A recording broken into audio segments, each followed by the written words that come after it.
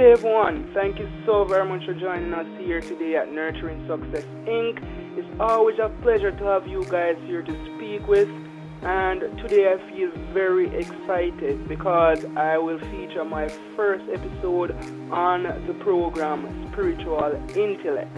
Now, today's episode is titled The Creator, and it is poised at being a good one, so stick around and see what transpires.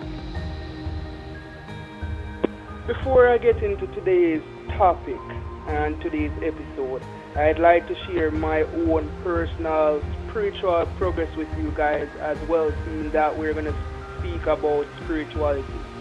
So as it relates to my personal spiritual progress, I have recently made the decision to entirely give myself up to the teachings of Christ and to follow in the footsteps of Christ. So I have also scheduled my baptism for a few weeks from now, and I will definitely be showcasing what happened at the baptism. In my later videos, I'll be having pictures posted, so you guys can look out for that as well. So today's topic is the Creator. Again, today's topic is the Creator. And before we get into the topic, I'd like to say from ancient of days or from primitive years, man has been questioning their existence. Man has been questioning where did they derive from, where did they come from. And man has believed that they have made technological advancements in terms of proving our existence. And man, many individuals have solely based their knowledge on scientific experiments and scientific insights to explain the existence of the universe, the existence of man, and have made great blunders. So today I will go to the Bible in terms of explaining the creation of man and who the Creator is, and we'll line this up, should say, with the scientific knowledge and scientific concepts that has been used to explain the creation of man. One of the major scientific concepts that explains the creation of man or the existence of the world is the evolution theory that was proposed by scientist Charles Darwin. Now, Mr. Darwin is proposing that we all derive from one common ancestor.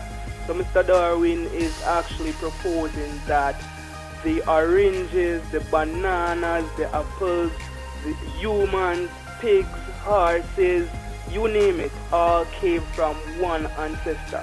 That we all evolved from one lifeless being. The key word here is lifeless or non-life. So it's stating that we came from a being or an ancestor that didn't have any life but evolved over time to adapt to the environment, and it created our existence, and it created animals, and it created oranges, and it created humans. So basically that is what Darwin is explaining to us. But before we go any further, we should actually look at the fundamentals of creation. And one of the basics is to first define what a creator is, or who a creator is. And this is the most, or let me not say most, that's not the right term to use. This is the simplest explanation to who a creator is. A creator is simply someone that creates, someone that has developed the original copy. Again, a creator is somebody that creates. Darwin is proposing that our existence comes from non-life. So he's stating that stresses cause a non-life ancestor, a non-life figure, to purely adapt to its environment and modify itself and evolve to survive. That's basically his concept to explain how we came into existence. And he also proposed the notion of natural selection. So he's stating that only the fittest of the fittest will evolve and survive. Now, we will actually line this up to the Bible and see how both actually play out in terms of explaining the existence or the creation of man. So according to Mr. Darwin, only the fittest of the fittest will survive in terms of our existence at the moment, where he proposed the concept of natural selection. We're stating that only the fittest of fittest will modify itself or mutate to survive based on environment and make certain adaptations to actually sustain life within their environment. And one must question when Mr. Darwin made that bold statement. Has man stopped evolving? Yes, one has to question. Has man stopped evolving over the trillions of years this world has been in existence?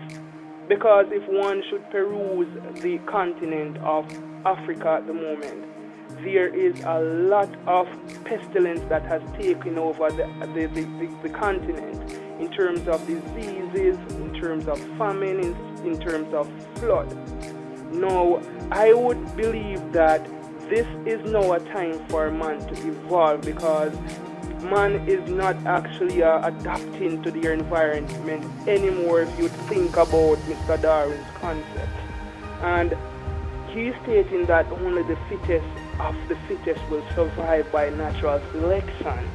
But I must ask also, isn't there any man there in Africa that can actually genetically modify themselves or mutate or adapt to the environment, Before we go any further, let me just correct myself about what I said in terms of the age of the earth. The earth is actually 4.54 billion years, not trillions of years. Now back to what I was stating. Has man stopped evolving to the sense where there is no genetic modification of man to actually adapt to what is going on earth right now, where we have so many natural disasters? We have not adapted to these occurrences. We have rather been a part of the problem in terms of damaging the environment in which we occupy and the life expectancy of man. That means all the inhabitants of this earth in terms of human beings are expected to live approximately 71 years. Right? We're expected to live at least 71 years. So our life expectancy has reduced over the years of the existence of the earth. So instead of us evolving, our lifespan is decreasing. Now let's use my reference point to actually explain the creation story. And my reference point is indeed the Bible. You might have some other references. You guys can share your views and let me know what you think. But my reference point is indeed the Bible. And what better place to start than in the beginning? So if you're following with me, I'm reading from the Authorized King James Version of the Bible, and I'm at Genesis chapter 1 verse 1. Genesis chapter 1 verse 1 states that in the beginning God created the heaven and the earth. The key word there is created. When we actually explained earlier who a creator is, we stated that the basic explanation of a creator is somebody that creates. Now, the very first chapter of the Bible, the very first verse of the Bible tells you that God created the heaven and the earth. Now let's dive deeper into this creation story. We are still at Genesis chapter 1. Let's go down to verse 25. And verse 25 says, And God made the beasts of the earth after his kind, and the cattle after their kind, and everything that creepeth upon the earth after his kind, and God saw that it was good. So basically what Genesis is telling us here is that God made everything, every species of this earth after his kind. And with what Darwin states, it would be going against the Bible, as it is stating that we all came from one ancestor. So it was one lifeless being that we all evolved from, whether we be fruits, whether we be vegetables, or whether we be human beings, we came from one ancestor. But the Bible is telling us that it is not so. And before we go any further, I'd like to tell you that based on research, I have come up with the first penned date of the Bible. It was actually recorded that the first Bible was penned between 3000 to 4000 BC. That is before any major form of scientific discovery was made in terms of the biological makeup of man. And from then, the Bible told us that God made everything of its own kind. Now, scientists and biological advancement has been made where the scientists are now explaining that the genetical makeup of a man makes him different and identifiable based on its genes and its genetics. It is different in its nature. There is no man that is the same as the next man based on how his chromosomes are aligned. They're so intrinsic in terms of nature. They cannot actually find a man that has the same genetic makeup as the next man.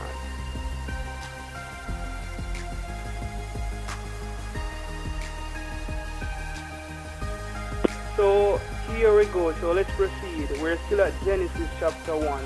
And let's go down to Genesis chapter 1 verse 26, which says that, and God said, let us make man in our image, after our likeness, and let them have dominion over the fish of the sea, and over the fowl of the air, and over the cattle, and over all the earth, and over every creeping thing that creepeth upon the earth. And down to verse 27 it says, so God created man in his own image. In the image of God created he him. Male and female created he them. So this is basically telling you that God created us in his image. And if we go along in the Bible, we have various description of God, where it describes God in his spiritual form, God in his physical form as a man who is Jesus Christ, and God the Father. In the creation story, it tells you and it shows you that God refers to himself as us and as our. And he stated that he made man in his own image. This is explain why we have a spiritual nature, and this also makes us different from every other animal that inhabits this earth. Also, one thing that makes us different is our mind. The only living organism that is proven to have a mind is a human, because we are godlike in nature. That's why we are very different from the other living things, and that's why Darwin's principle would not be accurate. And another thing to actually solidify this point as well, man is the only living organism proven to have dreams. And why is this important? Again, we are made in the image of God, and God is also a spirit. One of the easiest ways, or one of the basic ways how man enters the spiritual realm is through dreaming.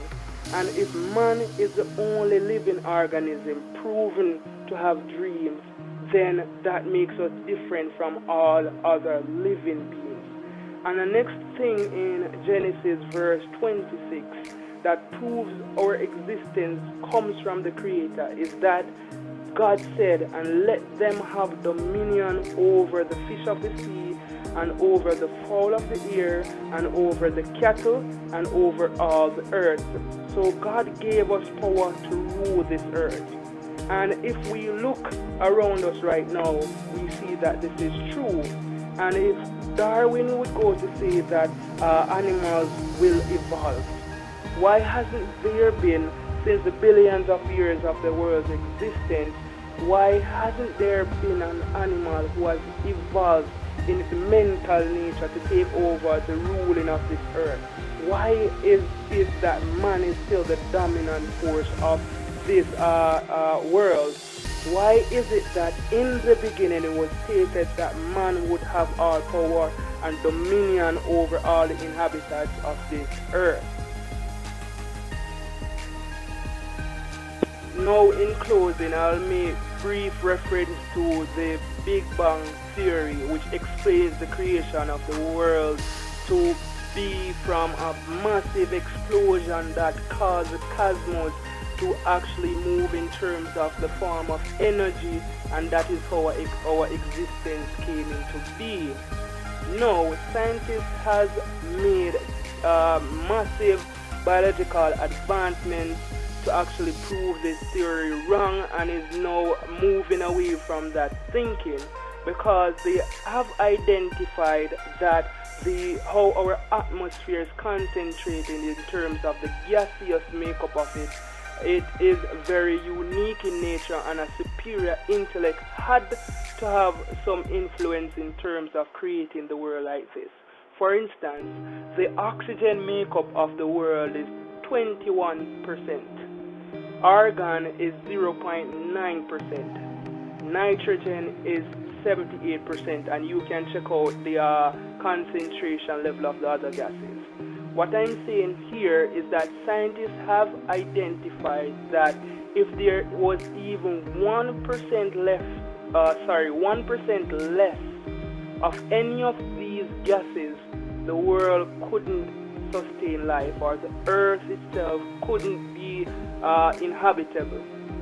That is what makes the earth unique. That is why we're the only planet that can sustain human life, and this is where God put us. God gave us the power and the dominion to rule over the earth, in what Genesis said, in what the Bible said. So now those were the two major concepts of the scientists that explains creation, and I aligned it with the Bible, and those were my references. So you can share your views. Tell me how you actually view the creation story. I would be happy to hear from you guys. So hit me up in the comments and let me know. And thank you so very much for joining us today. And you have yourselves a great rest of your day.